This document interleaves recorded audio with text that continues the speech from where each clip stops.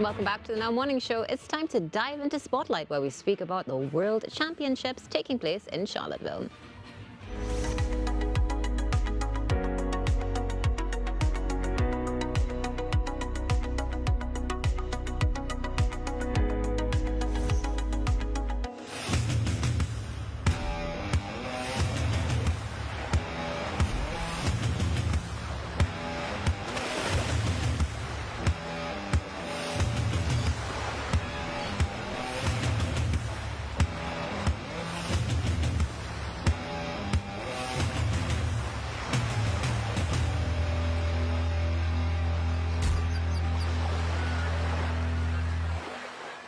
So if you thought Charlotteville was just about quiet waters, pulling, saying, fishing, we have another thing in thought for you. We have a George Leacock, Sport Tourism Advisor to the THA, as well as a Paul Rigault, CEO of DØDS Diving League. Gentlemen, good morning. Thank you so much for being here. And let's start off with you, please. Paul, explain the sport, which I heard is the fastest growing extreme diving sport. So what is it about? Thank you. Yeah, so first of all, good morning, Tobago. It's a true pleasure being here on the island, having the World Championship for the very first time outside of Norway. So this sport is freestyle diving. So you dive from heights up to 13 meters in a competition, and then you do insane tricks, and then you have a massive splash. So it's one of the fastest growing sports in the world today because it's so entertaining to watch.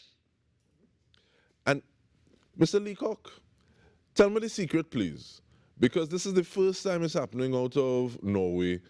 So how did you manage to pry this away and bring it to Charlotteville? Well, I think the THA has been in the business for quite a while of trying to find new and innovative ways to move tourism numbers. So about 2 years ago, approximately, the THA sent a team that included administrators from the Division of Sport and the Division of Tourism, the CEO of DØDS, the company that I provide advice for, and 3 other members. We went to the UK to an event. It was called Teams Europe, and it is essentially a sport tourism travel market, so to speak. And that's where we met the DØDS team. And my initial response is, no, we have to have this in Charlotteville. What we found was an extremely receptive market, particularly for non-traditional sport, looking for exotic locations, and Tobago has fit the bill. I continue to walk around with my sneaky little recorder, recording all the people as soon as we pick them up off the airport and everything else. And they have continued to say how amazing it is, how amazing the scene is in Charlotteville. The event has been held in several countries around the world, and they're saying to us that Charlotteville, they expect to have the best event, but most importantly, at the most beautiful location. Being a modern sport, one of the X-sports, if you want to call it that, it, of course, is driven by people from that generation. They all bloggers, they all influencers in their own right. And maybe a little bit later in the interview, we'll tell you what we expect the multipliers to be as far as the internet reach of this event. Thank you so much. I'm not sure how I feel about you talking about a sneaky camera, but Mr. Rigault, it's one thing to have Mr. Leacock say, we have to have this in Charlotteville. What are some of those factors, what are some of those boxes that were checked for you to say, okay, well, yes, we can move it? Because being the CEO of something like this is your baby. Moving that baby and having it go further afield, what were some of the things that made you comfortable to say, okay, well, yes, we can take this leap of faith, even though it's not dodging, but make this move? Yeah, so first of all, I have to thank George Leacock and his team for meeting us in London, because it was magic straight out of the gates. one of the most important thing about having a viral sport, especially focusing on social media, is having a viral backdrop. So we're looking for unique stories, unique location, making each stop on the world tour and now the World Championship something that viewers wants to watch, especially in short format. So we average 30 million views per event organically because of this. And we do also have a huge media product being backed on linear and streaming. So this will get broadcasted to over 60 countries or to over 200 million households. And the reason for this is because it's an extraordinary event. Definitely, we are hearing that is an extraordinary event. Does it? What are some of the things that need to be looked at when you're moving from one location to the other, in terms of how high the point of departure from land is to the water? What are some of those things that you're looking at, Mr. Rigault? So from a safety procedure, it's pretty easy. You need a body of water, and then you need a 10 to 13 meter platform to jump from. Other than that, we just need space for spectator and that we have the security measures, making sure that everybody are safe during the event, both the spectators and the athletes. Going from that, it's all about media production and building the hype. This is an event that is extremely young. It's like a music festival meets a sports festival. So you have a pyro show, you have DJs playing, you have the athletes in the boiler room atmosphere with the spectator.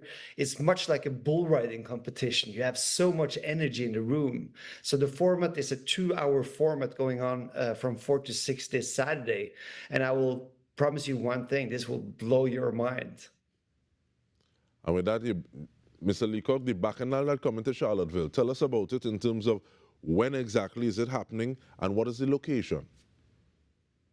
Okay, so the location for the event is actually at the end for the divers will dive off a platform that's being constructed to be inspected today at the end of the pier at Charlotteville. There's a marked area in front of the pier, and the THA's emergency response apparatus, which consists of TEMA, who are responsible for coordinating several other agencies in an emergency response, is of course a little bit legendary. They have shared their technology and so on, even as far as up the Caribbean. They have coordinated an emergency response, had an emergency response system that they use, and I am extremely proud of what we've been hearing, what are the protocols that they have developed. As was indicated by Paul, there are two events, two dive periods on Saturday. Early in the morning on Saturday, there would be a briefing for anyone who wants to try to qualify for the finals. 4 spaces have been allocated for the finals for people who can possibly qualify on Saturday morning. So yes, what I'm saying is that Trinbagonians who are in Tobago and who are in Charlotteville at 9 a.m. on Saturday can qualify, can participate, can be trained, receive the safety protocols, and can participate in Saturday's qualifier that starts at 10 a.m. and then the final takes place at 4 p.m. In between the qualifier and the final, there will be music. There would be all the activities that Charlotteville is so used to bringing to the table at Heritage Festival, at the Charlotteville Fisherman's Fete and the Charlotteville Harvest and all those events. Charlotteville is, I like to say sometimes Charlotteville is an island surrounded by Tobago, and they have a peculiar and particular ability to activate and get going that is maybe unmatched as far as I'm concerned. They have come out sometime later today. The divers will be joining with the youth in the Charlotteville community to do a beach cleanup. They are also off to participate in seeing some things around the island. Part of it is a secret to the divers. They don't know. And when this happens, we are sure this would contribute to the viral potential of the event, so that it is, like Paul said, is quite a bit organic. And with that, Mr. Leacock, let me dive in a little bit because I'm playing Oliver Twist right now and taking a little more time. I'm just an Oliver, yeah. But looking at that organic reach of 30 million, I believe, how do you use that and add it to the table of events that is happening in Charlotteville and build on that in terms of things like sports tourism? Because I also want to ask, how long is the contract for? Well, it's 3 years in the first instance. I like that, in the first instance. So of course, all of the capital costs, we're actually going to sink them over 3 years.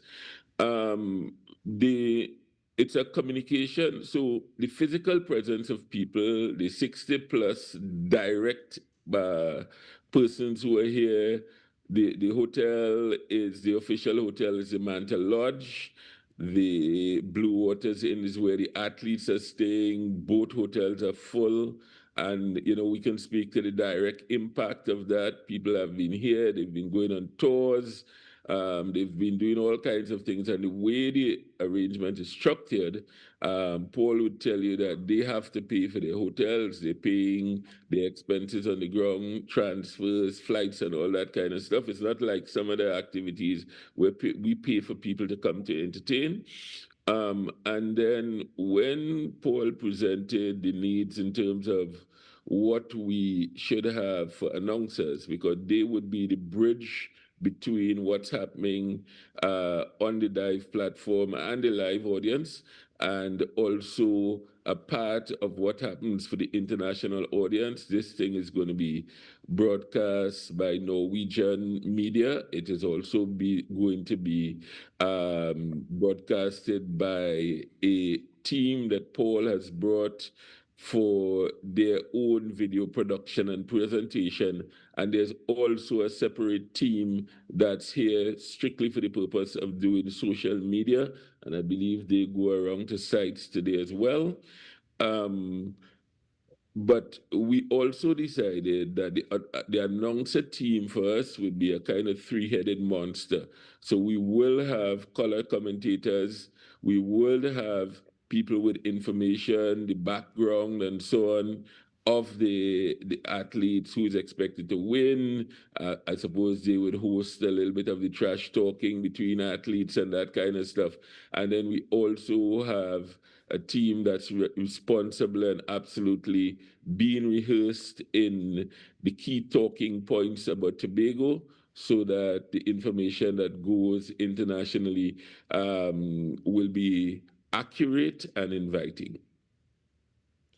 All right, and thank you so much for that. I hope these gentlemen or these athletes eat all the blue food and the cassava porridge after they finish dive, because they might start to dive different.